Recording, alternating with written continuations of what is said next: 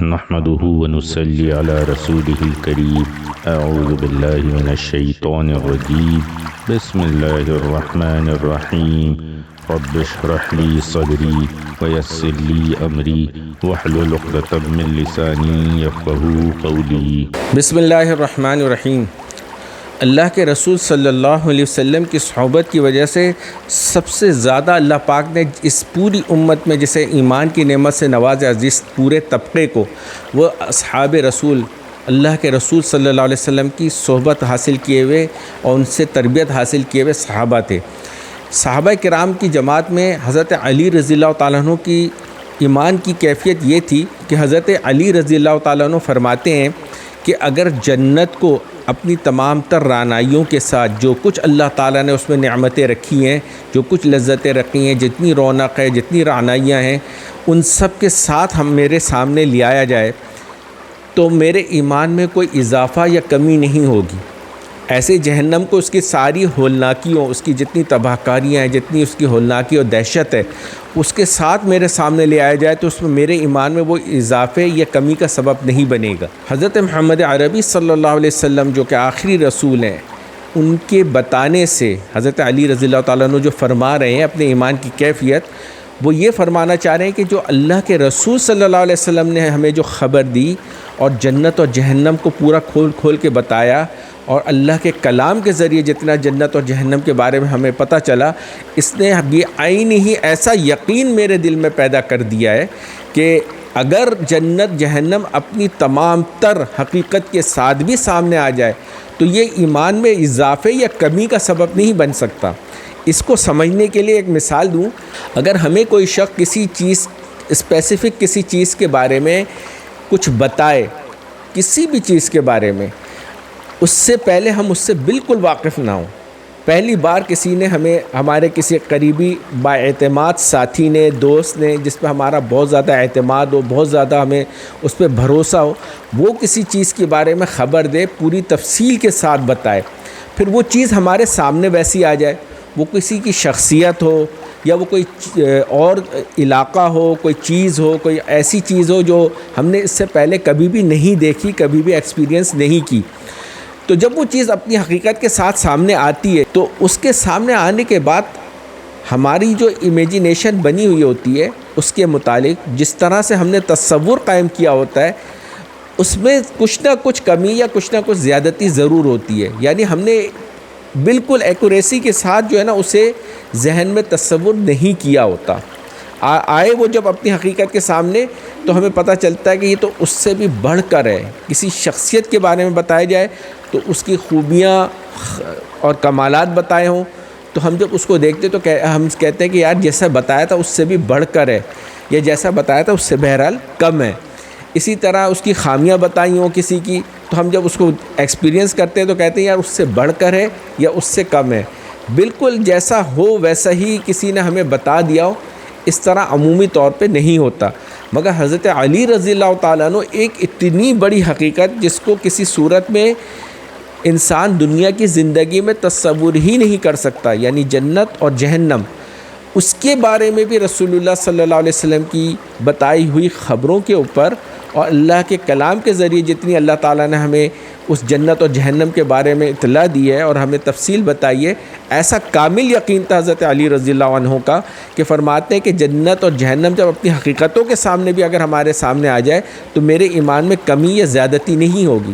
ایسے ہی رسول اللہ صلی اللہ علیہ وسلم کے اوپر حضرت علی رضی اللہ تعالیٰ عنہ کا جو ایمان کامل تھا، اس کی ایک بہت بڑی مثال حضور صلی اللہ علیہ وسلم کی ہجرت والی رات ہے، جب حضرت علی رضی اللہ تعالیٰ عنہ کو رسول اللہ صلی اللہ علیہ وسلم نے اپنے بستر پہ سلایا اور ہجرت فرمائی، تو اس وقت حضرت علی رضی اللہ تعالیٰ عنہ کو رسول اللہ صلی اللہ علیہ وسلم نے کچھ نصیحت، کچھ وصیت کی، اور وہ یہ کہ کچھ چیزیں جو امانتیں تھیں، اہل مکہ میں سے بعض لوگوں نے جو امانت رکھائی ہوئی تھی تو ان کی امانت لوٹانی تھی، وہ ان کے حوالے کی، اور جو اس سے متعلق جو کچھ احکامات ہو سکتے ہیں رسول اللہ صلی اللہ علیہ وسلم نے وہ احکامات یا وہ وصیتیں حضرت علی رضی اللہ تعالیٰ عنہ سے فرمائیں، اور پھر ہجرت کے لیے تشریف لے گئے۔ تو حضرت علی رضی اللہ تعالیٰ عنہ اس رات اس بستر پہ سوئے جس بستر پہ آ کر کفار نے رسول اللہ صلی اللہ علیہ وسلم کو نعوذ باللہ من ذالک شہید کرنے کا ارادہ بنایا ہوا تھا، اور یقینی مکمل پروگرام تھا ان کا۔ تو ایک صحابی ہیں، انہوں نے حضرت علی رضی اللہ تعالیٰ عنہ سے پوچھا کہ آپ کو اس پر کوئی خوف نہیں آیا کہ آج ان کا یہ پروگرام ہے اور وہ مجھے آپ کو شہید کر دیں گے رسول اللہ صلی اللہ علیہ وسلم کی جگہ غلطی سے، کیونکہ رات کا اندھیرا ہے، اس وقت اس طرح روشنیوں کا انتظام تو ہوتا نہیں تھا، آپ کو اس بات سے خوف نہیں آیا؟ تو حضرت علی رضی اللہ عنہ فرماتے ہیں کہ اس رات میں سب سے زیادہ یقین کے ساتھ سویا کہ آج مجھ پر موت آ ہی نہیں سکتی۔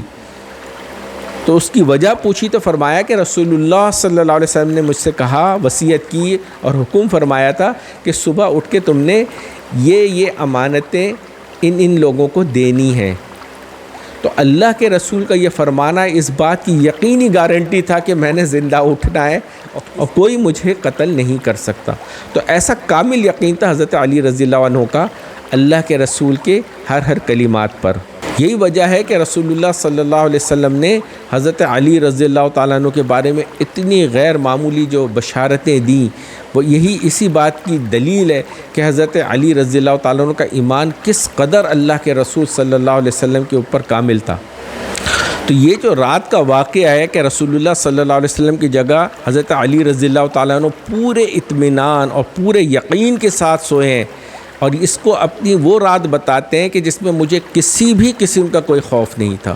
کہ مجھے کسی بھی قسم کی کوئی غزن پہنچ سکتی ہے یا مجھے قتل کیا جا سکتا ہے۔ یہ کامل یقین رسول اللہ صلی اللہ علیہ وسلم کی اس وصیت کی وجہ سے تھا جو انہوں نے صبح اٹھ کے ان کو ادا کرنے کے لیے احکامات کے طور پہ دی تھی۔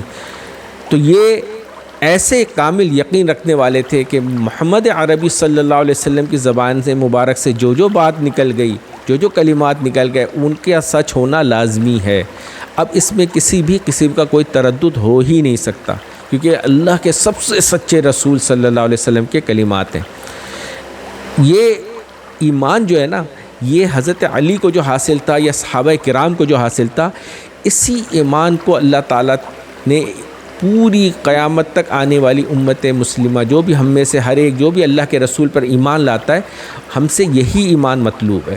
اس درجے میں شاید ہم نہ پہنچ سکیں جس طرح سے صحابہ کرام کو حاصل تھا، مگر ہماری بچت یا ہماری نجات یا اس زندگی پہ ہمارا آنا جس پر اللہ نے سارے انعامات کے وعدہ کیا ہے، یعنی کہ شریعت محمدی صلی اللہ علیہ وسلم کے مطابق اپنی زندگی کو گزارنا، اس پر ہمارا آ جانا اور اس شریعت کو عملی طور پہ اختیار کر لینا، اس کی جو اصل وجہ ہے وہ یہی ایمان کا اندر موجود ہونا ہے۔ اگر یہ ایمان ہے کہ رسول اللہ صلی اللہ علیہ وسلم کی ہر کلمات جو ہے حق ہیں، اور اسی طرح مرنے کی بعد کی زندگی کے متعلق جتنے بھی رسول اللہ صلی اللہ علیہ وسلم نے ہمیں جنت کی صورت میں جو بشارتیں دی ہیں، اور ایسے ہی اللہ کی نافرمانی کی صورت میں آخرت میں جو سزاؤں کا بتایا ہے، ان کا پورا یقین جب ہمارے دلوں میں آ جائے گا، تب ہمارے لیے انہی صحابہ کرام کی طرح رسول اللہ صلی اللہ علیہ وسلم کے سارے احکامات اور شریعت کے جتنے بھی احکامات ہیں انہیں پوری طرح بجا لانا بہت آسان ہو جائے گا۔ اللہ پاک ہم سب کو اس پر عمل کی توفیق دے۔ وما علینا الا البلاغ المبین۔ اس چینل مرشد روبل خان کو سبسکرائب کیجیے اور اپنے فیملی اینڈ فرینڈ زون میں اسے شیئر کیجیے۔ دین پر عمل کرنا ہی ہماری ذمہ داری نہیں، بلکہ اسے دوسرے لوگوں تک پہنچانا بھی ہماری ہی ذمہ داری ہے۔